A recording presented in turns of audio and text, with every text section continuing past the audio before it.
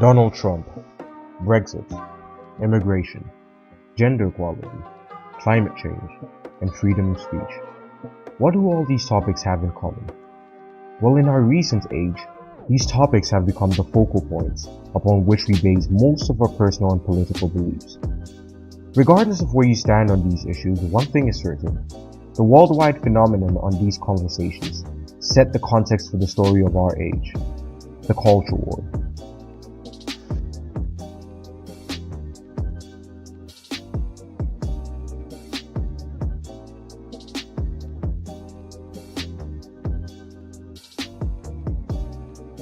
There's this feeling that something massive is about to happen.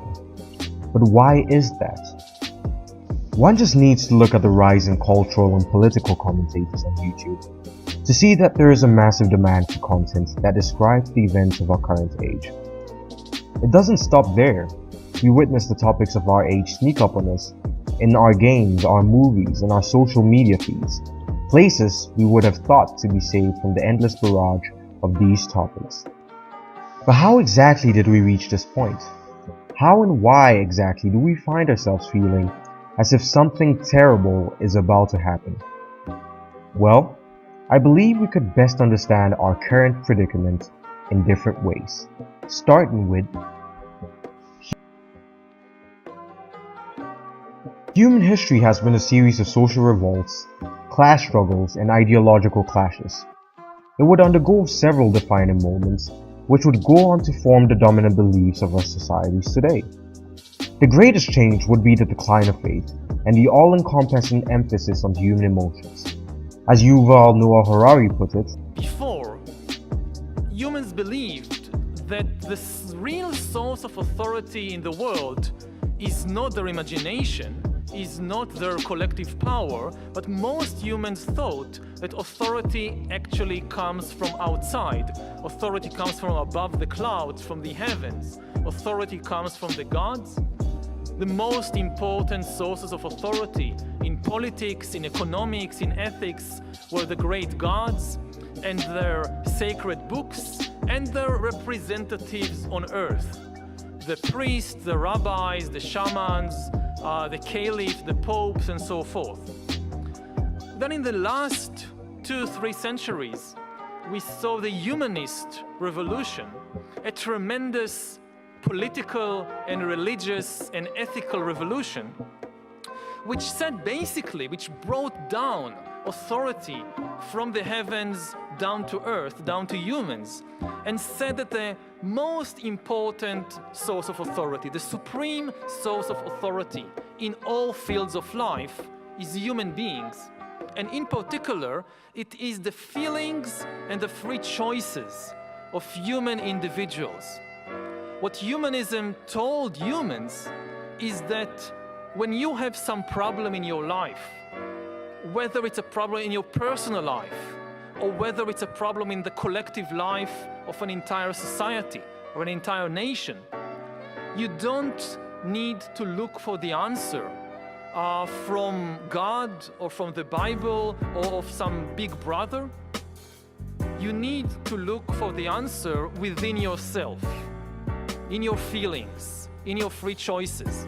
And we've all heard thousands of times these slogans which tell us, listen to yourself, connect to yourself and follow your heart, do what feels good to you. And these are really the most important ideas or advices about authority for the last 2-3 centuries.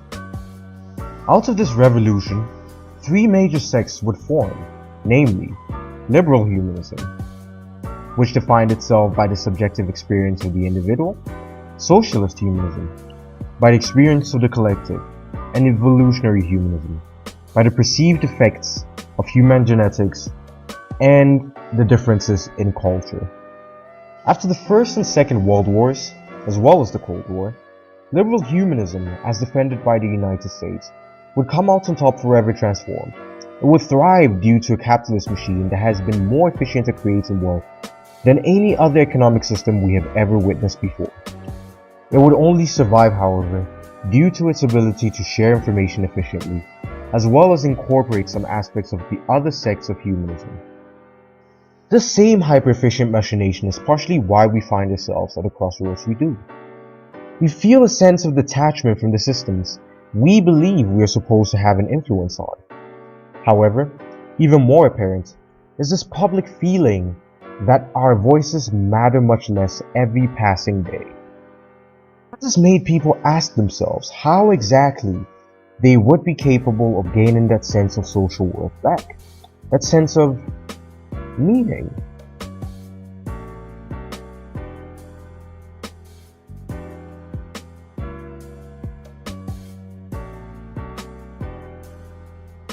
One way people seem to try regaining that sense of meaning is by making sure that the socioeconomic structures of our society pay heed to who we are. That somehow, some way, we can assert our identities as a way to change society, and as such find some meaning therein. Identity politics had its uses back in the 70s, 80s, and 90s, as a way to provide people of marginalized ethnic backgrounds some way of getting around in society as well-respected citizens. The shift towards identity, however, came at a cost, and so other people who were indeed severely impacted by the injustice of societies were left out of whatever social revolutions came about. Identity politics, however, would slowly fade out until recently. The resurgence this form of politics has taken today isn't as it used to be before. In the United States right now, as many people have noticed, we are seeing a huge escalation of our long-running culture war. Unfortunately, universities are right in the heart of that. So the right, and especially right-wing media, love to show video clips of students saying outrageous things. They love to say the universities are bastions of political correctness. They've lost their minds. The left is motivated to say, no, there's not a problem. There's nothing going on. It's just that the right hates ideas. They hate universities. What Greg and I do in the book is we say, no, we're going to cut through the culture war. Let's just look at what's going on. Let's look at what a university should do. And so when we talk about identity politics, which is a controversial topic, we start by saying, of course you need identity politics. Identity politics is not a bad thing automatically. Politics can be based on any distinction. It can be based on any group interest. So for gay students or black students or women to organize, that's identity politics. That's perfectly legitimate. The question is, how are they organizing? What's the overarching framework? And we've seen two versions of it in American history. You can do it the way most of the civil rights leaders did it, Martin Luther King in particular, where you draw a larger circle around the group, you emphasize what we have in common, and then you say, some of our brothers and sisters are being denied equal access, equal opportunity, or equal dignity. That works. That has worked historically in much tougher times and zones, and that works and will work on college campuses. The other way you do it, which is growing on college campuses, is common enemy identity politics. It's based on the Bedouin notion, me against my brother, me and my brother against our cousin, me and my brother and cousin against the stranger. It's a very general principle of social psychology. If you try to unite people, let's all unite against them. They're the bad people. They're the cause of the problems. Let's all stick together. That's a really dangerous thing to do in a multi-ethnic society, especially. The focal point of identity politics today seems now to be that an individual is a representation of the collective. And so one is seen instead as, let's say, a black person of color, instead of Views, a content producer with a passion for making hopefully impactful videos on YouTube. Although many of us see this as a necessary step towards a more just society, one must ask themselves if perhaps we may be going about it all wrongly. The internet has accentuated our interactions, hyper-emphasizing our beliefs, and has made them more pronounced than ever. Never before has humanity been capable of such interactivity and spontaneity in conversation. We have so much information at the grasp of our palms. However, with all this power has been bred much malice. In our search for relatability, we have managed to tune out the voices of people that have opinions contrary to ours, and have further solidified the voices that we feel march in unison to the beats of our drums. Whereas our societies previously required a common underlying framework of functioning, an idea of what it means to be a national, today that framework is steadily falling apart, as it becomes clear that our understandings of our own nationalities are different.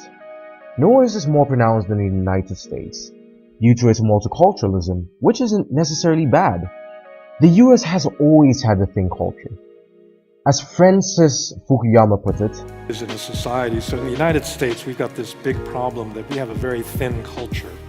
Like, you know, you take a gay waiter in San Francisco with all the earrings and tattoos, and you compare that person to a, you know, to an oil rig worker in Louisiana. You know, they don't eat the same food, they don't have the same religion, they don't, you know, like the same sports. You know, there's very little that ties them together because the country is so diverse. And so our problem is, I think, actually creating a somewhat thicker culture that would bind us together. So this is why I actually like the idea of national service, because if you give people common experiences, it may, you know, thicken the ties that they have. whatever may have been left of that culture is steadily breaking down due to a lack of commonality. We have created factions within our societies. Furthermore, the vastness of all this information has made it so that at a click we can access answers to questions that bogged us. And what we have used this information for is mostly solidifying our own beliefs. Our strong beliefs regarding the reality we live in has, for the most part, made experts seem less credible. Expertise was a method of establishing trust in our societies, and has built the framework for some of the systematic hierarchies that have truly helped us progress in the last few decades. With the lack of belief in expertise, we are slowly sowing the seeds for large-scale skepticism. And since we can always find a way to justify our own beliefs, eternal skepticism will be a disease that will be extremely difficult to cure. Furthermore, the internet has become our battleground, and our social media accounts are avatars. Bit by bit, we slip further away from each other. And many of us believe that this would be much better than ceding ground to those of opposing views.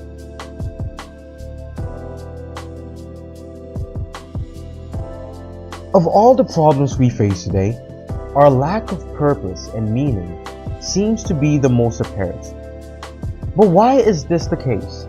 Never has humanity enjoyed as many privileges as we do today. Much fewer people are dying due to starvation as are people dying due to obesity and eating too much. But if that be the case, why is there so much prevalence in mental illnesses in our societies today, especially in regards to depression? Humans are narrative-driven creatures, whereas our previous generation had a rational certainty of religion and the comfort of community based on these myths. Today we find solace in ideologies whose rationality sadly deprives us of any sense of connection. Whatever community we may find in these happens to be on the mere basis of individual interests and most probably disgust for certain aspects of society. Our online personalities that happen to be our most interactive selves today simply don't provide us with the sense of communion we humans require. In short, our online avatars aren't us. In a recent conversation, Yuval spoke with Mark Zuckerberg on this exact about the social issue, to which he said, online communities can be a wonderful thing, but they are still incapable of replacing physical communities, because there are still so many things that you can only do with your with your body and with your physical friends, and you can travel with your mind throughout the world, but not with your body. And there is a huge questions about the costs and benefits there, and also the ability of people to just escape things they don't like in online communities, but you can't do it in real offline communities. I mean, you can unfriend your Facebook friends, but you can't unneighbor your neighbors. They are still there. Yeah. I mean, you can take yourself and move to another country if you have the means, but most people can't. So part of the logic of traditional communities was that you must learn how to get along with people you don't like necessarily, maybe, and you must develop social mechanisms how to do that. And with online communities, I mean, and they have done some really wonderful things for people, but also they kind of don't give us the experience of doing these difficult but important things. Such is the nature of our interactions, then it is quite obvious how fragile our relationships are today. I believe this to be why there is a resurgency of identity politics. First of all, the desire for companionship, but however more subtly, our desire for our own inner voices to be heard. It is, as it would seem sadly, still a self-serving pursuit.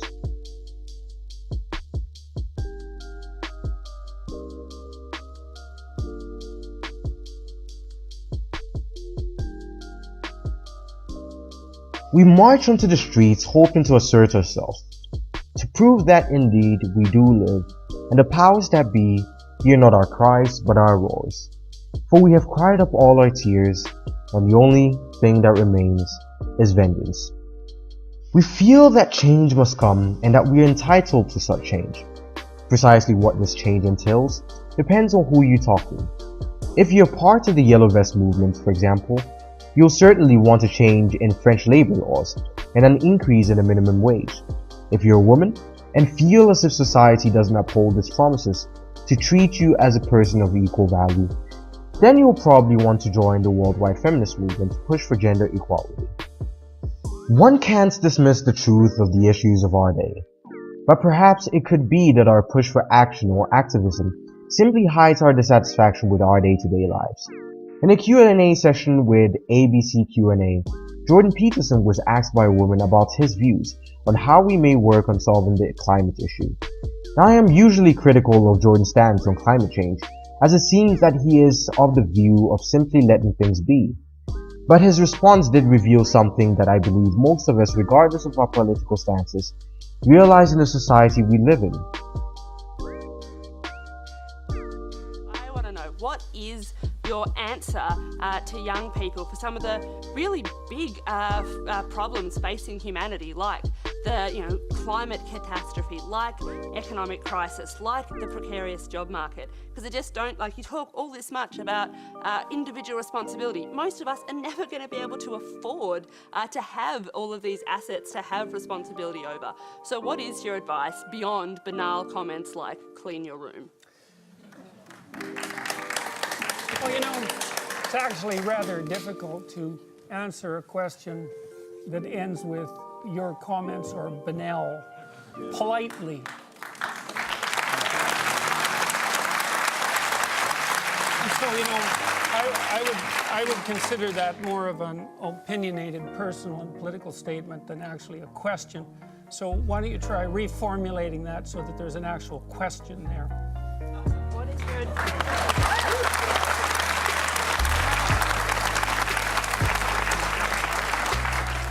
So what is your advice to young people when you talk about you need to be individually responsible, but when there are things that are so far out of our control, like climate catastrophe, like the precarious job economy, like the economic crisis, what is your answer to people who are facing these questions? Do you think that you're worse off than your grandparents? I think there are different challenges. Do you think you're worse off than your grandparents? I think that Jordan, once again, we're not going to cross-examine our questioners. So try answering the question about collective responsibility on climate change, for example. Pick one part of that, because the argument, I think, is that individual responsibility does not change the climate, does not fix the problem that needs global collective responsibility. So I think that's the core of the question. Do you have a theory about that?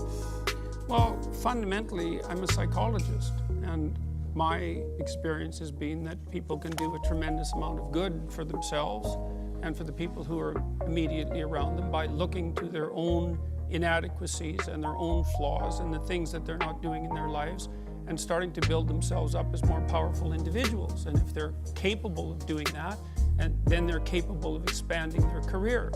And if they're capable of expanding their career and their competence, then they're capable of taking their place in the community as effective leaders. And then they're capable of making wise decisions instead of unwise decisions when it comes to making collective political decisions. I'm not suggesting in the least, and have never suggested, that there's no domain for social action. I'm suggesting that people who don't have their own houses in order should be very careful before they go about reorganizing the world, which happens in many ways. So, can I just to, if a young person believes that the climate, the global warming problem on the climate is something that needs to be tackled quickly, and they can't wait until they grow up and become prime ministers to do it, do you think collective responsibility overrides individual responsibility in a huge issue like that? No. Okay. I don't. I think that generally people have things that are more within their personal purview that are more difficult to deal with and that they're avoiding, and that generally the way they avoid them is by adopting pseudo-moralistic stances on large-scale social issues so that they look good to their friends and their neighbors. That's what it looks like. As I said before, I do have my qualms with Jordan, but I do see his points to be valid. Our lack of connection with others has made us seek new ways with which we can bond. However, the depth of our motivations goes missing, and as such, our actions oftentimes seem shallow and insincere.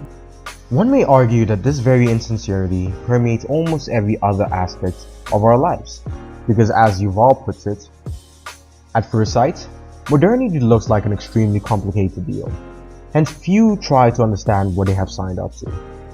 It's like when you download some software and are asked to sign an accompanying contract, which is dozens of pages of legalese. You take one look at it, immediately scroll down to the last page, and tick I agree and forget about it. Yet in fact, modernity is a surprisingly simple field. The entire phrase can be summarized in a single phrase. Humans agree to give up meaning in exchange for power. The nature of our society today is such that the depth in the experience of life is forsaken in preference for shallow influence. Who is to say that even if we do achieve social equality, or national harmony, or even solve the climate catastrophe, that we would find permanent joy in any of these solutions? What we are doing instead, in a serious an issue as all of these are, is that we are using these as moments of action, as a way to gain a sense of belonging and influence in what we perceive to be the mundanity of our lives. Even though most of what we pursue on public grounds may be self-serving, what we are perhaps doing unconsciously is pushing towards a new standard of living. Who would have known years ago of the ability to transport oneself with such simplicity? Or that food, irrespective of its nutritional value, would get as cheap as it is today. I mean, meat, which was previously reserved for the nobility, is a common household staple. Education, which was once only reserved for the elite, has now become much more commonplace, to the extent that we take it for granted. Perhaps all our outrage at those in power and the system around us is subconsciously aimed at bringing us one step further in truly freeing us from the pain of existence, that we may somehow rewrite the terms of modernity. Futile and exercise as it may be, the only reason humanity has advanced as far as we have is due to our desire to rid ourselves of the pain inherent in life. As such, we do need problems, or at least the perception of problems, to go on. That is why we find ourselves longing for large-scale action, because never has it been more apparent to us in spite of our existence in the greatest time in history, that our suffering is inherent to human life. The perception of what constitutes the greatest problems of our age, however, happen to be quite divisive. To solve the issues that we think are most eminent, we need to re-establish a new narrative surrounding the ideals of nationality. By nationality, I must emphasize that I am not referring to ethnic reasons for nationality, or reasons of cultural superiority, as white nationalists or ethno-nationalists try to claim in their push for ethno-states. However, emphasizing that we work around regaining the meaning of nationality as an idea, as America has always emphasized. Nationality, regardless of ethnicity, has always been an idea used to rally up a bunch of people with already conflicting subjective realities under a common framework in the hopes of working towards specific goals. In our increasingly multicultural society, it should be our goal to find commonality beyond our surface level disagreements. The truth of this is that we will disagree heavily on what this new framework should be. But if we are capable of realizing that the people around us are as passionate about their results as we are, we should be capable of at least respecting their abilities to stand for something. Now, is this a surefire way of resolving an increasingly imminent mass conflict? No, but if we do not try, we stand to be collectively crushed by a force of our own design, one that we may end up creating in hopes of solving this problem for us, one that we hope will eventually silence this conflict. This force is near. Now, if you do wish to know a bit more about the world we currently live in, I recommend Yuval's books Sapiens, Homo Deus, and 21 Lessons for the 21st Century. But we on YouTube, we're a lazy bunch. We wouldn't be here if we wanted to do something as strenuous as reading. So, I've included Yuval's YouTube page and a whole lot of other material in the description below. Now, if you found this video the least bit informative, please don't forget to click the like button and subscribe. If you have any thoughts on this controversial topic, let me know in the comments below. That's it for this episode, and see you guys next time.